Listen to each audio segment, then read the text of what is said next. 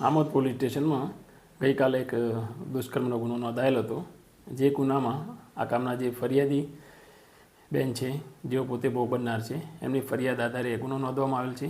જે ગુનામાં આ કામના ફરિયાદી બેન સાથે આ કામનો જે તોહમતદાર છે શૈલેષ જગદીશભાઈ રાઠોડ રહે ઇટોલા ગામનો છે, તેને ફરિયાદી બેનના જે ખેતરમાં રહે છે ત્યાં ઝૂંપડામાં ત્યાં જઈ અને તેમની સાથે તારીખ 15/12/2024 તથા તારીખ 22/12/2024ના રોજ એના ખેતરમાં જઈ ઝૂંપડામાંથી એમની સાથે જબરજસ્તીપૂર્વક એમની સાથે દુષ્કર્મ કરેલું હતું।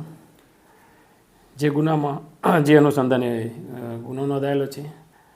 આ ગુનામાં જે આ કામનો તોહમતદાર છે જે શૈલેષ જગદીશ રાઠોડ, જેને અગાઉ પણ આ કામના જે ફરિયાદી બેન છે તેમની સાથે 1 વર્ષ અગાઉ પણ દુષ્કર્મ આચરેલું હતું। જે ગુનામાં પોલીસે તેને ધરપકડ કરેલી હતી અને ત્યારબાદ એ જામીન પર છૂટીને આવેલો હતો અને ફરીવાર એમની સાથે આ દુષ્કર્મ કરેલું હતું। જે ગુના કામનો જે તોહમતદાર છે એ હાલમાં નાસ્તો ફરતો હોય તેને પકડવા માટે ભરૂચ જિલ્લામાંથી એલસીબી એસઓજી તથા લોકલ પોલીસની ટીમો બનાવીને પકડવા માટેની કાર્યવાહી હાલમાં ચાલુ છે અને આ ગુનાની તપાસ આમોદ પોલીસ સ્ટેશનના પોલીસ ઇન્સ્પેક્ટર શ્રી હાલમાં ચલાવી રહેલ છે।